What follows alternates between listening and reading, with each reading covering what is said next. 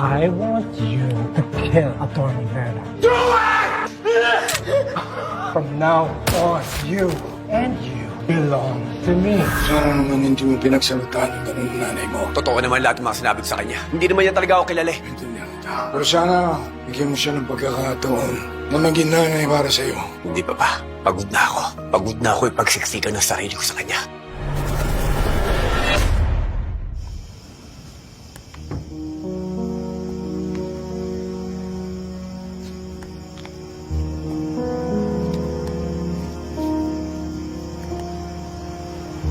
Lourdes.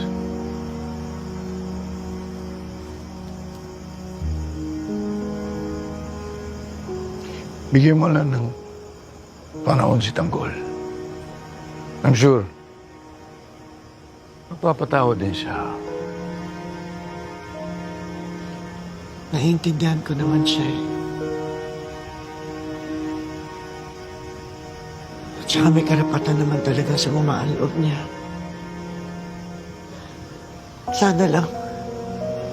Sana mas naging mabuting ina ako sa kanya. Sabihin sa sarili mo yan. May panahon pa.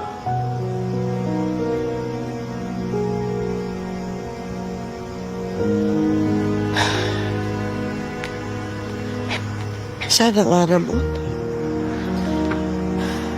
Lalo na ngayon,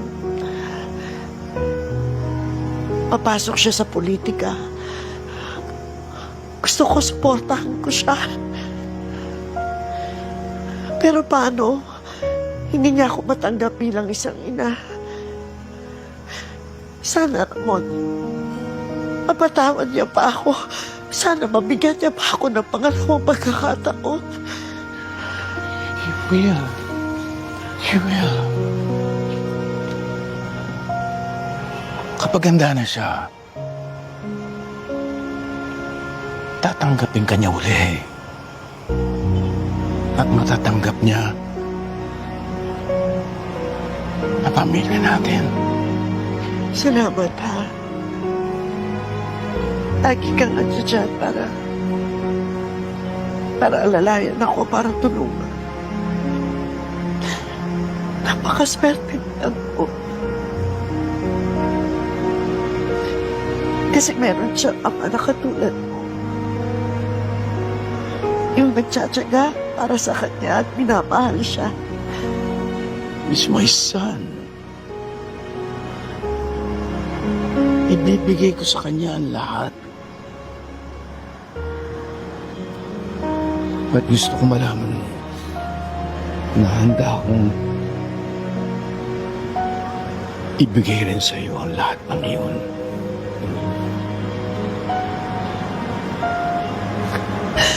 Tina, sobra-sobra na to, Ramon. Sobra-sobra ng kabutihan ko sa Kabutihan? Far from that.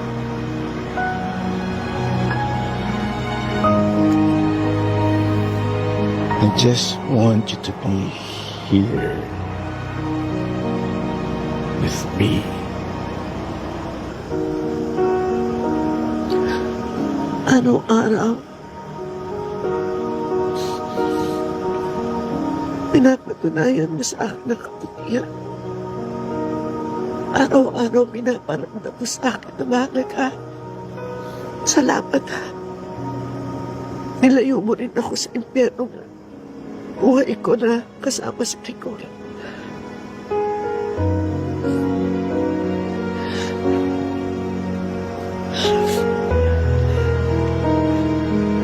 Alam mo,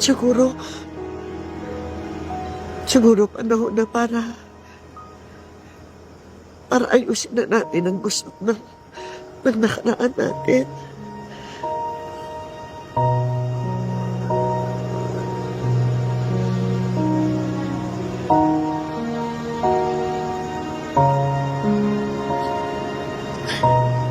Pinapatawad na kita.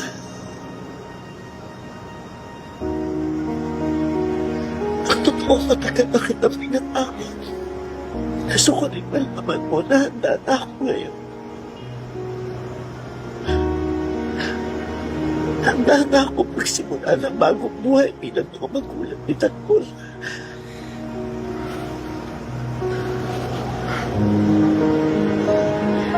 You just don't know how long I've waited for this.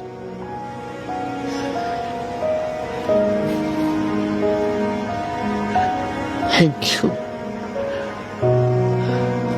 Salamat.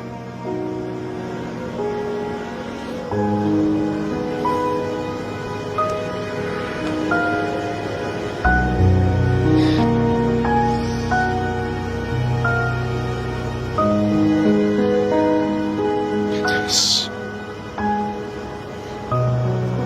Mahal kita.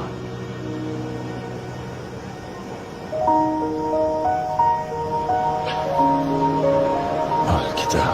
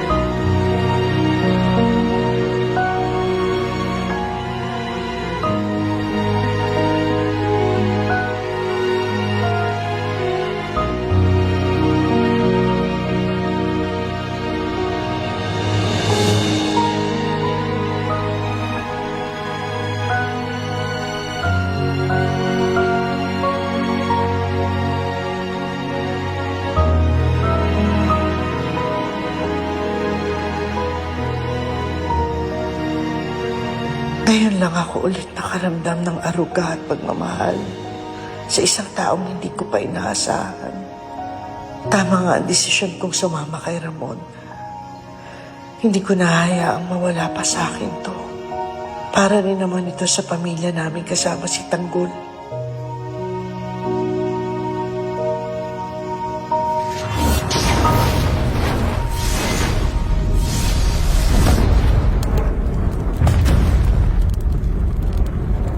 Tara!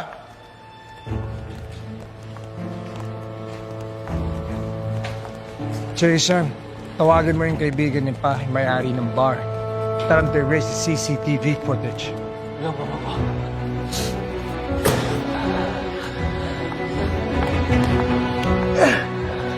Walang hiya ka? Papatayin mo ako! Kulang pa yung ginawa sa inyo ni Kilito! Ano ka ba? Nagagamit na si Miguelito. Tulungan mo na ako. Tari mo na.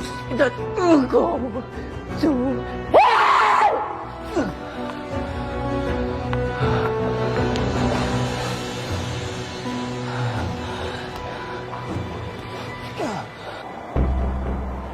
Magbuo kayo ng team para sa operasyon ngayong gabi.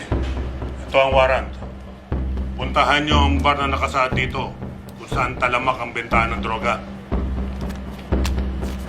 Kailangan maipakita natin sa mga tao na seryoso tayo at si Mayor Guerrero sa kampanya niya laban sa illegal na droga. Yes, sir! Dismiss!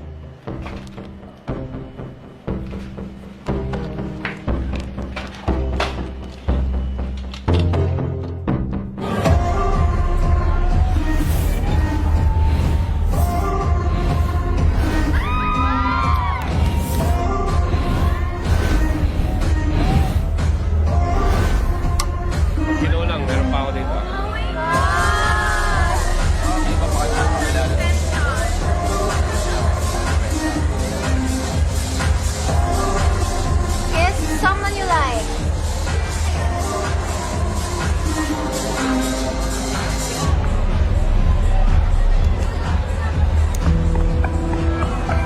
OMG! Ginagawa mo? Bakit mo ko inalikan? Ano ba? It's just a dare. Ayos ah. Laro lang ba ang tingin mo sa halik? Bakit? May naramdaman ka ba? What? Do you want more? I can give you another. Hindi na. Mga taong mahal ko lang hinalikan ko. Well, you should consider yourself lucky dahil hinalikan kita. Ang dami kayong boys ang gustong mahalikan ako. Eh di sa kanila ka magpahalik. Naman yung mukha mo, no? Tara. Yan ang kilala ko sa Tino. Palaban. Ayutan nyo naman eh. Si Erica bumalik sa akin. Oh, talo ka pa. Gusto ko rin naman pala nung Erica eh. Ba't parang pakipot ka pa? Oo nga. Bakit di mo tinuluyan? Alam nyo naman eh. Hindi kami bagay. Magkaibang mundo namin. Dahil mong arte, bata. Andyan na oh. Pipitasin mo na lang. Baka hindi marunong.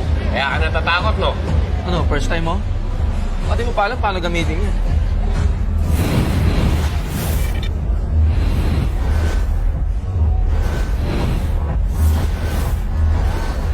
I'm gonna get a drink. You want one?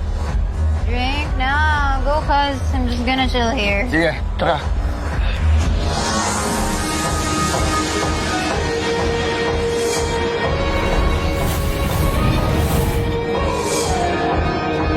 Nakatanggap kami ng tip na marami nagkalat ang droga sa loob ng bar na to.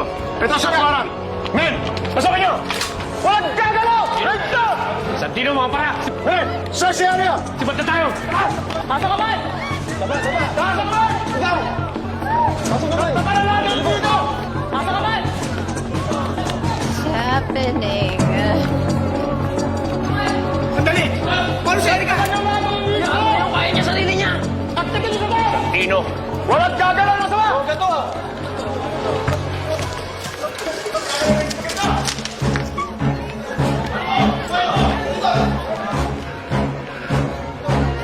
Sa utang! Walang to! No, that's not mine! Anong hindi yun? Eh yun oh! Hawak mo! Sumama ka sa amin! No! Don't touch me! Go! Anak ako ni Mayor Guerrero! Let me go!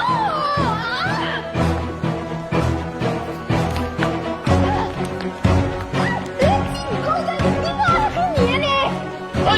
Tara na, Santino! Abunin! Tatlo! Tumataas! Bilis! Bisa niyo, mamamuna kami! Tara! Dito! Malapit na daw sila! Tara! Kami! Kami! Dito! Ah! Bilis! Tara na kayo! Tara! Tigil!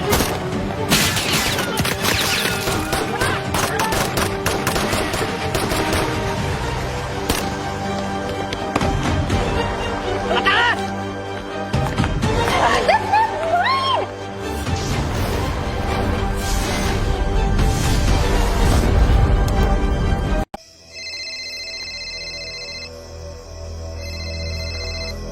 Hello, Mayor. Colonel, kumusta na?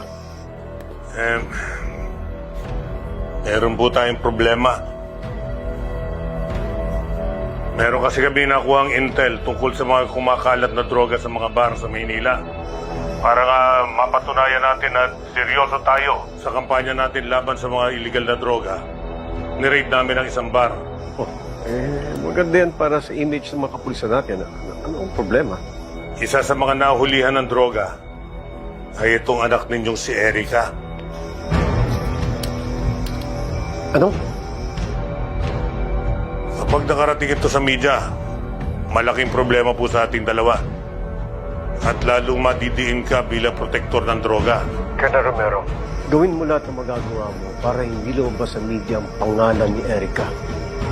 Ilabas mo siya dyan. Opo, Mayor. Ako nang bahala.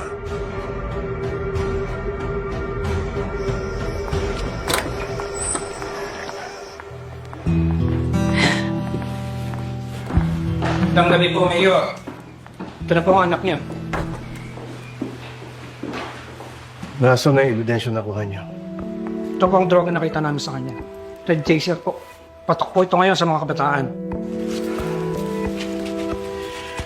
Alamin ninyo kung sino nagpapakalat ito. Opo, Mayor.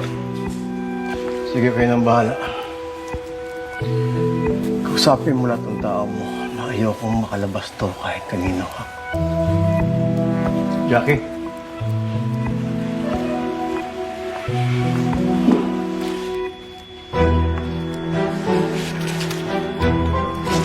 Maraming salamat po. Uwi na po kami, Mayor. Salamat din.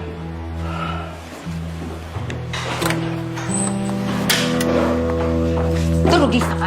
Ha? Durugista ka? Durugista ka? Kailan pa? Just stop it! Kailan ka natuto mag-drugs? No, Ma! I swear, hindi po akin yan. That's not Di ako naniniwala sa'yo. Alam mo ng sitwasyon sa bahay na to. Ngayon ka pa nagkakaganyan? Sinong pusher mo? Sino? Kanina mo nakuha yung drugs, ha? Sino? Ha? I don't know. Hindi ko alam paano nila nakita yun sa bag ko. Pero I swear, Ma, hindi po akin yun. I swear, hindi ako. Huwag mo kami gawing tanga! Hindi ka na makakalabas ng bahay na to nang hindi namin alam, ha? Wala nang inaasahan sa itong pamilyang to. Hindi ka na nga binibigyan ng responsibilidad. Sana naman magpakatino ka. Hindi mo pa magawa. Tingnan mo yung itsura mo. No. Erika! Erika! Ano ba? Hayaan mo siya! Tama na! Sama kayo. Sabi mo? Sama kayo.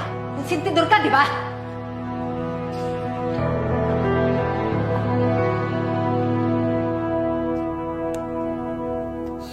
Tanggol, alam namin na ngayon ang filing mo ng candidacy. At ngayon pa lang din binabati na kita, congratulations. Tanggol, sigurado, panalo ka na. Sigurado yun.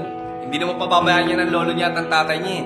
Sigurado magkakasunugan ng pera to sa labanan ng mga Montenegro at Guerrero. Sana talaga, Tanggol. Manalo ka. Ano ng plano mo, Tanggol? Ngayon magpapail ako ng candidacy. Gusto ko sana kayong kausapin ng masinsinan. Napag-isip-isip ko kasi kung gusto talaga nating ayusin yung bayan at tulungan yung mga tao, dapat siguro simulan ko muna sa atin. Gusto ko sana ihinto na natin mga masama nating gawain. Yung pagbebenta natin ng droga at yung pasugalan. Ano?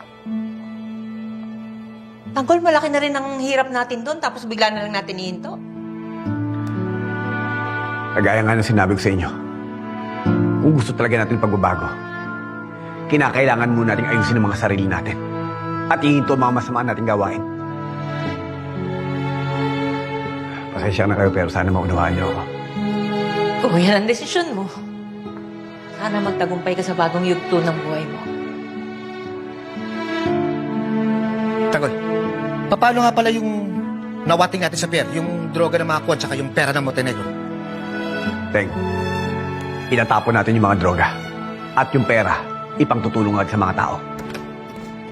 Tama ka, kung nakakasira talaga ng buhay ng tao yan, at gusto mong magbago, edi itigil natin lahat ng mga illegal na ginagawa natin. Nana, na-dispatcha na namin. Ay, sayang naman yan. Lahat tayo muntik mamatay dahil lang dyan. Huwag ka manginayang, Teng. Kasi ang ibig sabihin niyan, magsisimula na tayo ng bagong buhay. O paano? Aalis na ako. Magpapail na ako ng candidacy. Sige, Tanggol. Huwag ka mag-alala. Magdadasal ka naming lahat. Sige. Maraming salamat sa inyo. Sila ingat.